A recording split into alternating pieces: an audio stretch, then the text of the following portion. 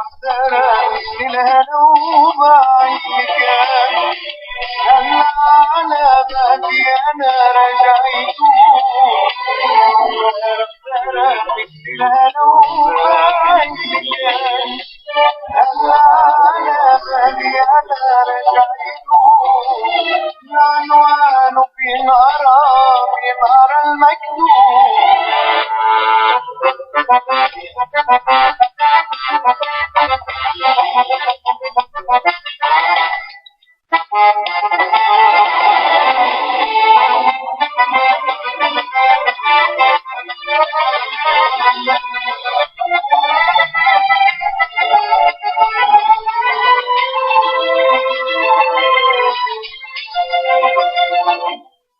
خلونا نروح لنعرف مين ضيفنا لليوم.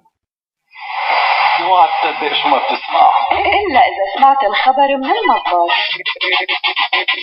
اكسكلوسيف لا اب تو ديت اكسكلوسيف. الوعد بيني وبينه كان موعده بعد الشهر الفضيل، والغاية إجراء لقاء صحافي معه بعد عرض أعماله يلي تألق فيها بالموسم الدرامي الحالي. بس بيوم العيد ربنا اختاره من بين الكل ليكون عريس السما. بيوم بدل ما نفرح بكينا على فراقه يلي تلقيناه بصدمة كبيرة. عصام بريدي راح وأخذ معه وعدي لإله، بس اليوم الوعد رح يتحقق بفضل وجود أخ أثبت للكل إنه قد الحمل، باعتباره قدر يكون أقوى من الجرح، وأخذ على عاتقه إنه يكفي الدرب عن خيه لتبقى بسمته مطوية بكل الدنيا. الإعلامي اللبناني المتألق وسام بريدي مباشرة من بيروت عبر أب تو ديت. أهلا وسهلا فيك وسام، وتحية لروح الغالي خيك الفنان عصام بريدي. الله يخليك، وتحية لكم ولأهل سوريا ولسوريا كمان. نورتنا شرفتنا، أهلا وسهلا فيك. الله يخليك الله يخليك. مساء الخير وسام. مساء النور. أهلا وسهلا فيك على هوا راديو فن. أهلا فيكم والله يقويكم وينجحكم دايما يا رب. الله يخليك أجمعين يا رب. برصيد عصام بريدي كان مشاركتين ضمن الموسم الدرامي الحالي عبر عملين بيتم تصنيفهم ضمن الأعمال العربية الدرامية المشتركة البان عرب. الأولى أو أول مشاركة كانت له بمسلسل علاقات خاصة يلي تم عرضه قبل الشهر الفضيل، ويلي كان عم يتصور وعم يتم عرضه مباشرة على الشاشة بنفس الوقت. هالأمر تسبب بأنه عصام بوقتها كان بقياله حوالي 20 يوم تقريبا لينهي تصوير مشاهده، بس مشيئة ربنا حالت دون اتمام هذا الأمر لما وقعت الحادثة، للأسف الحادثة الأليمة بعد عرض مشهد دخوله لغرفة العمليات بالمسلسل قبل ساعات ما سمعنا فجر الصباح التالي هالخبر يلي تلاقيناه بوجع كتير كبير. كيف بتقرأ وسام بداية هاي النقطة اللي ما بعرف فيك تقولها صدفة هي مفارقة إشارة؟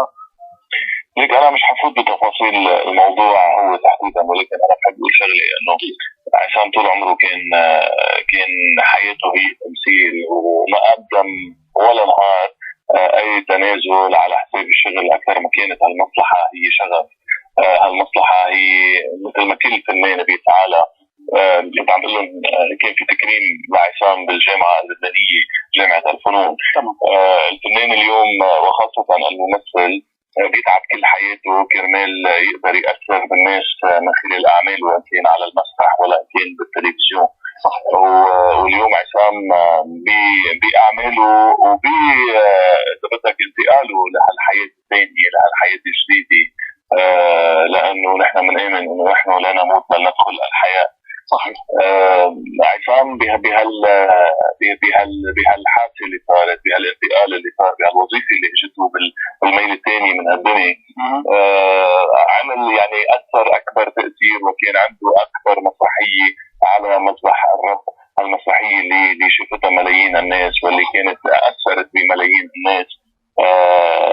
الخسارة كبيرة، الخسارة مش بس على عائلتنا، الخسارة على كل الناس اللي تأثرت. بعدنا الحديث اليوم بأشخاص عم بيصلوا لعصام مثل ما أمه عم تصلي له، مثل ما خيه عم تصلي له، مثل ما بيه عم تصلي له، مثل ما أخته عم تصلي له، لأنه عصام الأخ هو مثل ما أنا كان عايش بحياتي بكل تفاصيلها كل يوم، قد ما ربنا عايش فيه حبته الناس. واللي بيخلي الله يعيش فيه الناس بتحبه. بيقولوا لك اللي بيحبوا ربنا بيحبب خلقه فيه، حتى هي دعوة نحن بنقولها، واللي هو بيسمح لربنا انه نعيش فيه الناس بتحبه. الحمد لله، الحمد لله على هذه النعمة، والحمد لله انه هذا رجينا بعائلتنا، انه نحن مؤمنين انه هالمحبة اللي قدمتها الناس لعصام واللي فرجتها حقيقة مش ممكن الا تكون من عند الله. صحيح. بالوقت اللي كنتوا استاذ وسام عم تتلقوا التعازي، نشرت بعض المواقع والصحف والمجلات اللبنانيه والعربيه نبأ موافقتك على متابعه ما تبقى من مشاهد العصام ضمن مسلسل علاقات خاصه، وكانه هيك سعيا منهم لانهم يحققوا سكوب بعد ما انت حكيت وقتها بيوم داخل الكنيسه بيوم الجناز انه رح تكفي الدرب قد ما بتقدر عن اخوك، برغم انه يعني هذا ظرف انساني دقيق. كانوا في ناس ما بعرف بتلحق هيك على حساب انسانيات العالم، ربما انه نحن ننزل خبر يوصفك اعلام كبير واستاذ ولك ابن مهنه، كيف بتنظر لهذا الموضوع بعد ما تجاوزتوا التعازي يعني وهي المرحله؟ هيك هول تفاصيل انا ما كثير بأثر عليهم، لانه العمل الاعلامي اليوم بيدخل منه كثير من الثغرات، ولكن هيدي طبيعته ما كثير بروح على هيدي التفاصيل. ولكن اللي بقوله شغله وحده، انه ما ممكن باي عمل يكون عم بعمله الا ما يكون عصام موجود، لانه الناس هي قررت هيك، وهو موجود معي بكل تفصيل بحياتي. اليوم كل ما عم تشوف من الناس على الهواء عم تشوف عصام فيه، هيدي شغله طبيعيه، لانه نحن اثنين اخوه كنا موجودين بالشأن، يعني اذا بدنا كنا موجودين تحت الضوء، كنا موجودين باعمالنا بكل القضايا اللي عملناها، شخصيات عامه قدام الناس، شخصيات عامه. فمشان هيك قد ما نجرب نعمل هالصوره رح تضلها مطبوعه، كل ما الناس حتشوف وسام حتتذكر عصام، وهيدي مسيره حياه. يعني ربنا اشياء ان كنا مثل ما قلت ان كنا روحين بجسدين، اشياء انه هالروحين يكونوا بجسد واحد، وشيء انه كل ما الناس تشوفني رح تقدر تتذكر عصام باخر نهار من حياتي. أكيد. بدي أذكر إنه الكاتبة نورشي شكلي والمخرجة رشا شربتجي اضطروا إنه ينهوا الشخصية اللي أداها عصام بالشكل يلي شفناه على الشاشة، طبعا بعكس ما كان مكتوب على الورق. نعم. وسام، العمل يلي صوره عصام بالكامل هو بنت الشهبندر، ويلي للأسف ما قدر يشوفه لأنه انعرض خلال الشهر الفضيل. نعم. العمل تم إهداء الحلقات الأولى منه لروح عصام. شو تعليقك على هاللفتة من أسرة المسلسل؟ أنا أكيد لفتة طيبة، وهيك اللي لازم يكون موجود يعني على الشخص اللي تعب مع هالعمل. اللي كل فريق العمل بيعرف قديش في روح حلوة كان أضافها عصام بأثناء التصوير، بالأداء اللي قدمه. ويمكن لأول مرة كان عصام بيلعب هذه الشخصية اللي بيكون فيها عم بيغني كمان، لأنه هو فنان مش بس بأدائه وإنما فنان كمان بصوته. يعني بتشوف كل مواهب عصام موجودة بهالعمل، لأنه عصام هو مش بس ممثل ولا بس فنان، هو كاتب، هو ملحن، وهو رسام، وهيدي مش كثير من الناس بيعرفوها عن عصام. وقت ربنا بحط هيدي النعم بشخص بتعرفوا قديش بكون بحبه. أكيد. بالفعل لاحظنا محبة الناس لعصام على وسائل التواصل الاجتماعي، وقديش العالم كانت بالفعل زعلانة من قلبها على وفاته. نعم أكيد. مثل ما عم تقول لحضرتك أستاذ وسام، عم نحكي عن دور وقت عصام ببنت الشهبندر، قد ايه كان شفنا هذا العمل بأكثر من موهبة عند عصام. شفنا الممثل المطرب بيعزف عود، هو بالشخصية بيتزوج من امرأة مغايرة لدينه. هذا المسلسل باعتباره عمل بيئي بيروتي شامي كتير عمل سكسي بالشارع العربي عموما واللبناني تحديدا، باعتبار انه العمل انعرض على الشاشه اللبنانيه برمضان. خبرني كيف لمستوا انتم ردة الفعل الناس واللي حواليك، هيك تجاوبهم وتفاعلهم مع هالشخصيه اللي اداها عصام، وبنفس الوقت هيك خبرني كيف كان حاله هو عم يصور علاقات خاصه وعم يشوف العمل مباشره عم ينعرض على الشاشه، وبتعرف قد ايه بيكون في ردة فعل من قبل الجمهور على كل دور بيقدمه.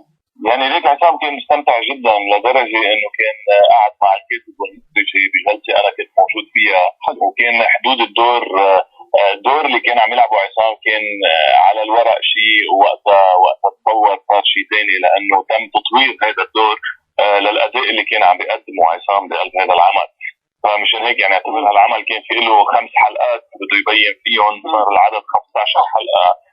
لانه الاداء اللي قدمه خلى الكاتبه والمخرج كمان انه يكونوا عم بيحبوا انه يطوروا هالدور اللي هو عم يلعبه. ف يعني هو كان فرحان، كان مبسوط انه عم بيطور الدور، كان مبسوط انه عم بيقدمه بطريقه مختلفه. وانا برايي انه كانت هذه المرحله بس يمكن اراده ربنا انه شيء انه النجاح اليوم بهذه الحياه مش هو الاساس، وانما النجاح بالحياه الثانيه. شيء ربنا انه رغم الظروف اللي كانت موجوده، ورغم انه عصام من بنت الشهبندر ومن علاقات خاصه كان ممكن يحقق نقله نوعيه بمسيرته. صح. وهذا الواقع، واكبر نقله حققها انه راح على دنيا الحق. صح. وختم بأعمال ما بتنتسى إضافة لأرشيف واللي كلنا نحن بنعرفه قديش حلو. وجودك اليوم معنا أستاذ وسام هو بمثابة تكريم لروح عصام بريدي يلي كلنا عم نقرأ له الفاتحة وصلواتنا عم نهديها لروحه لترقد بسلام. ويعني بكل شيء أنه نحن حبينا بهالدقائق البسيطة أنه نحتفي بأدائه الحلو يلي ترك لنا إياه. وجد بدي أتشكرك لأنك أعطيتني هيدي الفرصة. صحة ولا يهمك. بدي أتشكرك أنك أعطيتني هاي الفرصة لحقق الوعد له. واليوم أكيد هو مطرح ما هو موجود بالسماء عم يسمعنا وعم نهديه هاي الحلقة لروحه. وأكيد أنا بتمنى لك طولة العمر، الصحة وسام، وتبقى أنت والعائلة جميعا الكريمة بألف خير ويثبتكم ويصبركم، وتبقى هيك الفرح داير مدار حواليكم، وتضلك منور بنجاحاتك الكبيرة ما شاء الله عليك بكافة البرامج اللي بتقدمها على كافة المحطات الفضائية العربية. الله يخليك، بشكرك وبتمنى لكم النجاح والتوفيق دائما. بدي اتشكر بوجودك معنا على هوا راديو فن، واكيد لروحك الباقيه ما بدنا نختم تليفوننا بالحزن، بدنا نتمنى لك دائما التوفيق باعمالك، وان شاء الله يا رب دائما بتكون منور باذن الله. شرفتنا وسام، اهلا وسهلا فيك. باي باي. الله معك. الله معك حبيبي. الله معك.